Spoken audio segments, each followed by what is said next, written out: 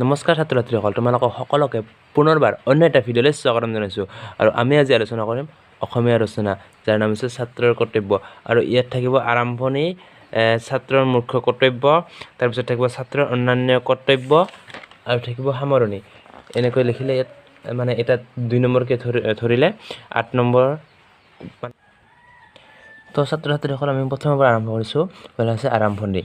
তো আৰম্ভণিত লিখিব লাগিব, বিদ্যালয়, মহাবিদ্যালয় বা অন্যান্য শিক্ষা অনুষ্ঠানসমূহত অধ্যয়ন কৰা সকলক বা ছাত্ৰ ছাত্ৰীসকলক বা বিদ্যাৰ্থীসকলে ছাত্ৰ বুলি কোৱা হয়।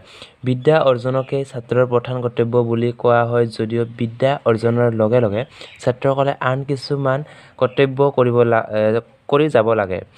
সাধাৰণতে ছাত্ৰাৱস্থাকে মানৱ জীৱনৰ ভেটিস্বৰূপ বুলি গণ্য কৰা হয়। সেয়েহে এই সময়ছোৱাত ছাত্ৰসকলে ভালদৰে শিকি বুজি ভৱিষ্যতে এজন সৎ আৰু দক্ষ নাগৰিক হৈ নিজৰ লগতে দেশৰ উন্নতি সাধন কৰা উচিত। এইখিনি লিখিব লাগিব। এনেকৈ আৰম্ভণি বা যিখিনি মনত থাকে সেইখিনি লিখিলে হ'ল, মানে ভালদৰে মনত ৰাখিলে হ'ল।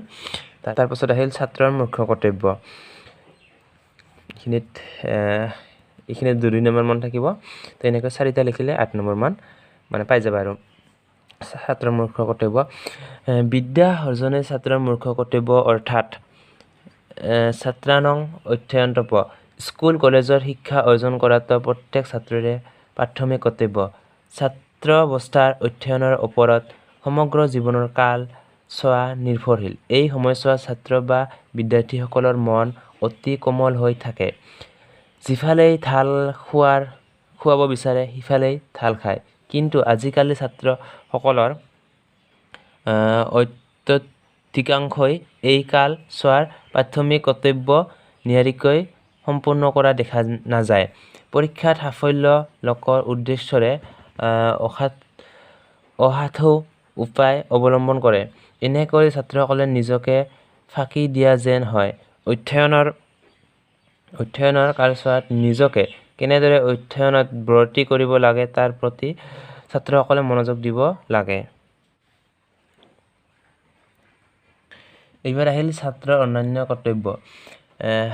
বিদ্যা শিক্ষাত সফলতা অৰ্জনৰ বাবে অধ্যয়নত ব্ৰতী হোৱাৰ উপৰি জীৱনত কৃতকাৰ্যতা অৰ্জনৰ বাবেও ছাত্ৰসকলে আন কিছুমান কথা শিকাটো আৱশ্যকীয়।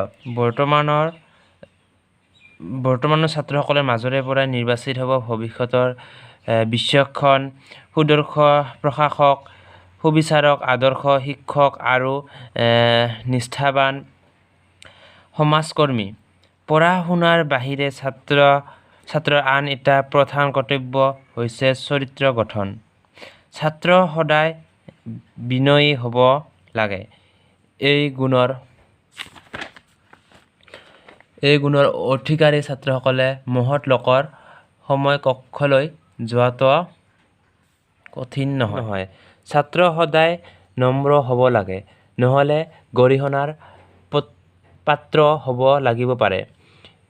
শৃংখলা ৰক্ষা ছাত্ৰৰ আন এটা কৰ্তব্য, যাৰ অভাৱত শিক্ষা লাভত বেমেজালি ঘটাৰ লগতে জীৱনতো বিশৃংখলতাই দেখা দিয়ে।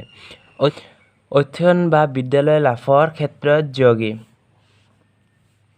সাধকৰ দৰে তপস্বী, একাগ্ৰ আৰু বৈৰ্যশীল হ'ব লাগিব। আনৰ অপ্ৰিয় ছাত্ৰই জীৱনত উন্নত কৰিব নোৱাৰে। শিক্ষাগুৰুক সন্মান কৰা আৰু তেওঁলোকৰ আদেশ মানি চলা ছাত্ৰৰ এটা ডাঙৰ কৰ্তব্য। তদুপৰি ছাত্ৰসকলে আদিগুৰু অৰ্থাৎ পিতৃ মাতৃক শ্ৰদ্ধা কৰি তেওঁলোকৰ আদেশ মানি চলিলে কেৱল যে ছাত্ৰৰ জীৱনতেই কল্যাণ হয় এনে নহয়, ভৱিষ্যত জীৱনতো তেওঁলোকৰ ছাত্ৰই সুফল ভোগ কৰিব পাৰে। জ্ঞানৰ চকু মোকলাই দিয়া শিক্ষাগুৰুক শ্ৰদ্ধা ভক্তি কৰাটো ছাত্ৰৰ কৰ্তব্য, কিন্তু তেওঁলোকৰ দোষ ধৰা ছাত্ৰৰ কৰ্তব্যৰ ভিতৰত নপৰে। সময়ৰ সৎব্যৱহাৰ, সুচৰিত্ৰ গঠন আৰু সৎসংগ গ্ৰহণ কৰা ছাত্ৰসকলৰ আন এটা কৰ্তব্য মনোভাৱ পোষণ কৰিব লাগে।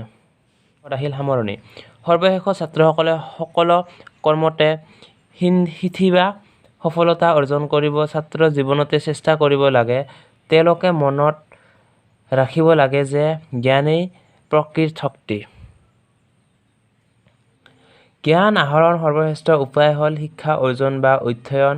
গতিকে ছাত্ৰসকলে ছাত্ৰ অৱস্থাতে